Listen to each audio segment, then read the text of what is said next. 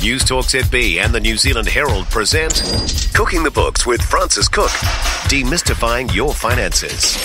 Welcome to Cooking the Books. I'm Frances Cook. It's a somewhat depressing quirk of humanity that in times of crisis, while most of us are working together to get through it, on the sidelines, the scammers are always lurking. It's happening again with Covid-19. Around the world, coronavirus-themed scams are spiking up, numbering in their millions. Some claim they have a health business you can invest in. Some claim they're the government trying to trace you in case you had contact with an infected person. And can you just give them your credit card number for a processing fee?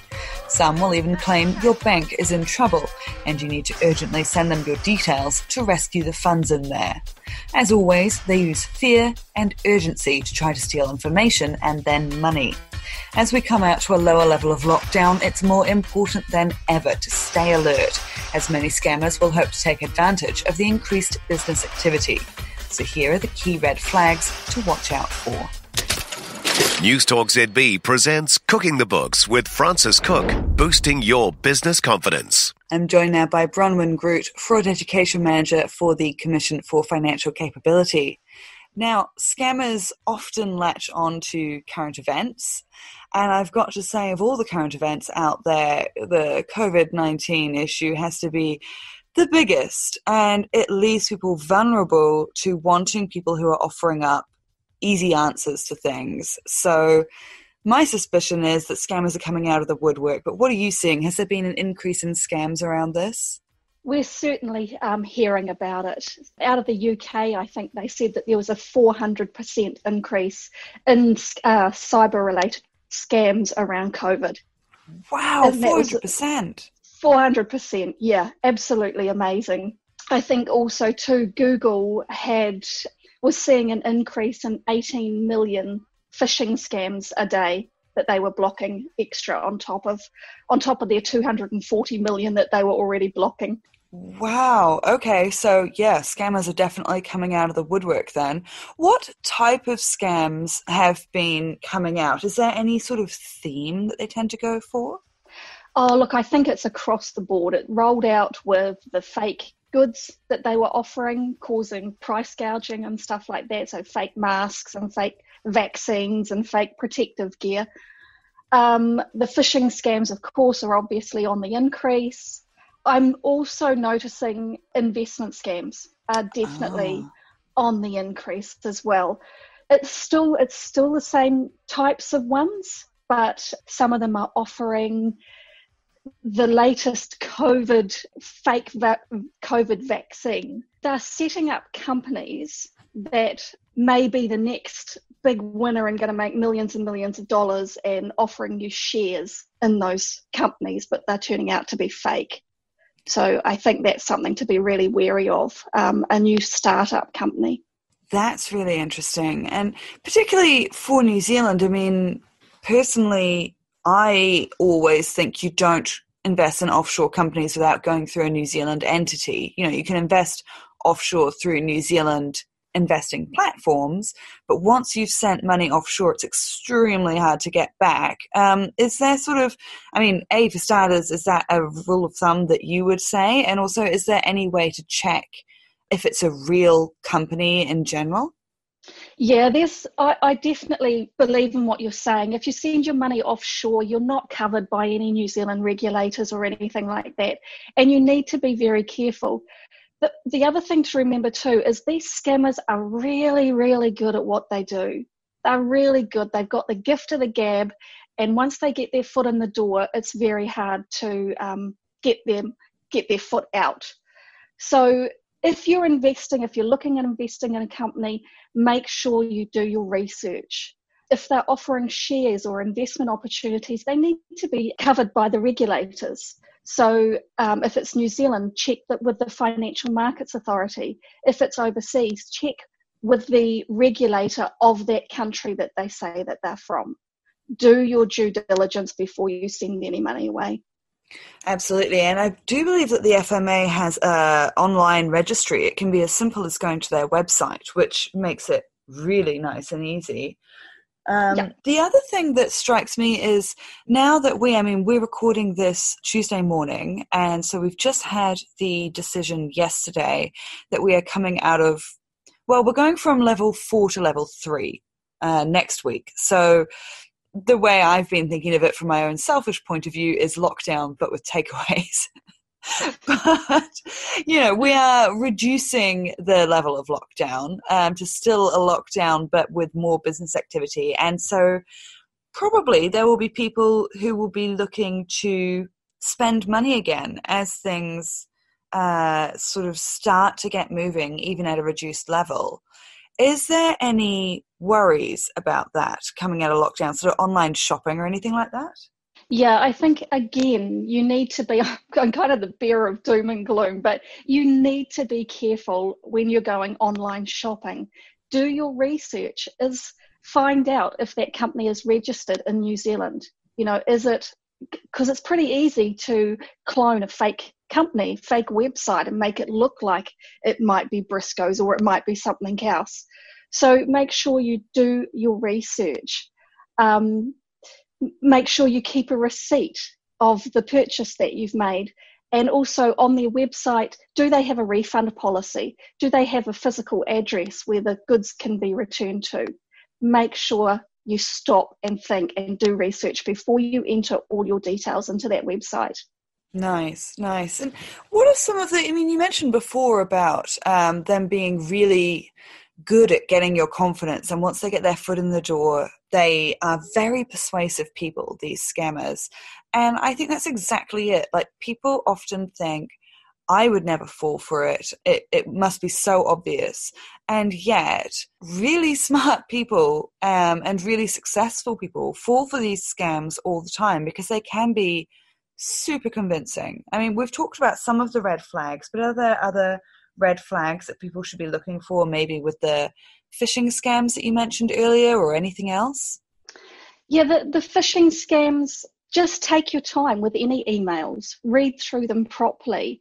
It's as simple as if you receive an email that looks like it's from your bank, maybe pick up the phone and contact your bank and find out if they've sent it before clicking on any links. Just take your time. Google is actually our friend. So we can use Google really well to look for red flags. So if you receive a phishing email and it might say a header, urgent request from your bank. So take that subject header, exactly how it's written, and put it into Google, and then the word scam, and see what comes up. And I'm sure, you'll get other warnings that people have put out there. Yeah, absolutely. And often I go by the general rule that if someone is contacting you out of the blue, it usually isn't the person that they're claiming to be. For the most part, right? Like, your bank might try to get in touch with you, or as we go through COVID-19, some of us might get phone calls from numbers that we don't recognize because they're trying to contact trace people. But as a general rule of thumb, you can say to them, I'm going to hang up from this phone call and I'm going to call back through Healthline if it's the COVID tracing.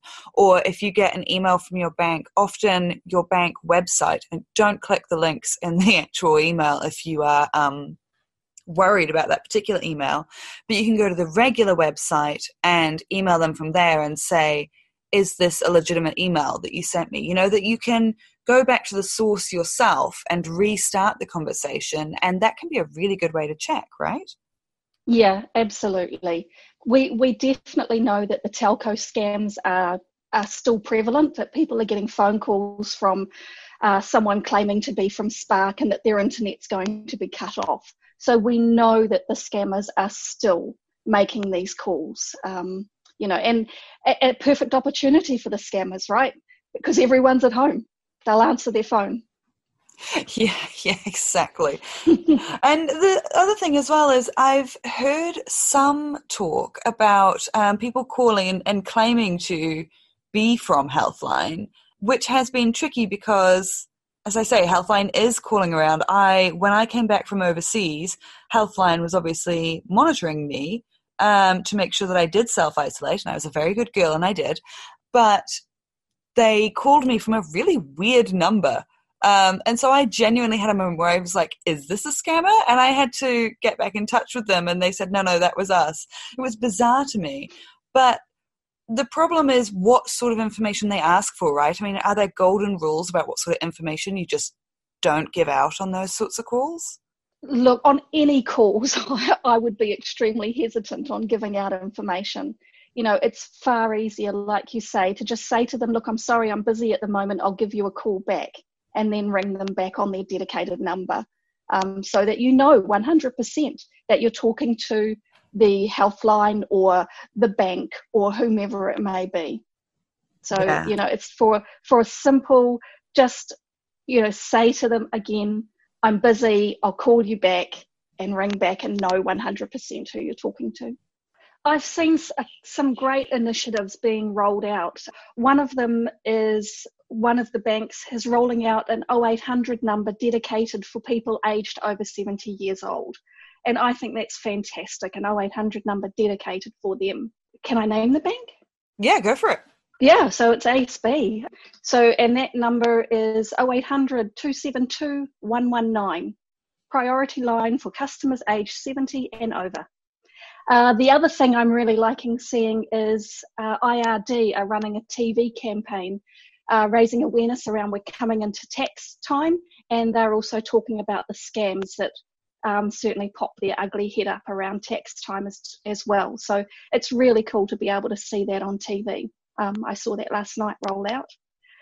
And the other thing that I'm also seeing an awful lot of is fake cryptocurrency websites popping up. They're looking very glossy, very professional, but they are definitely fake. So again, if people can watch out for those. Right, that's excellent stuff. I've got to say, one of the big things that I like about this is it is awful that there are always bad people out there trying to rip you off in a time that's frankly not a time to be trying to rip people off. I mean, there never is one, but what is wrong with people trying to use a health crisis like this? But the heartening thing is that there are so many resources. There are businesses and organizations like yours who are super aware of this issue. And if you do, like we were saying before, say, I'm going to call you back on the regular 0800 number, or I'm just going to go to the website. If the person who called or emailed or whatever has a problem with that, huge red flag, because any of the businesses are totally fine with you doing that. They are aware that the scams are an issue. They are trying to help you. And I think it's really nice how people try to help each other through this without getting ripped off by the scammers on the sidelines. I know. Isn't it hard enough that we've got enough to worry about with sickness and maybe losing our jobs and stuff like that without losing our money to a scam or buying a fake goods that never arrive and being left in debt. So yeah, we need to stop, take a breath and look after ourselves and our information. Yeah, and certainly Healthline should not be asking you for your credit card number. No, definitely not your credit card number, not your passwords or your PINs.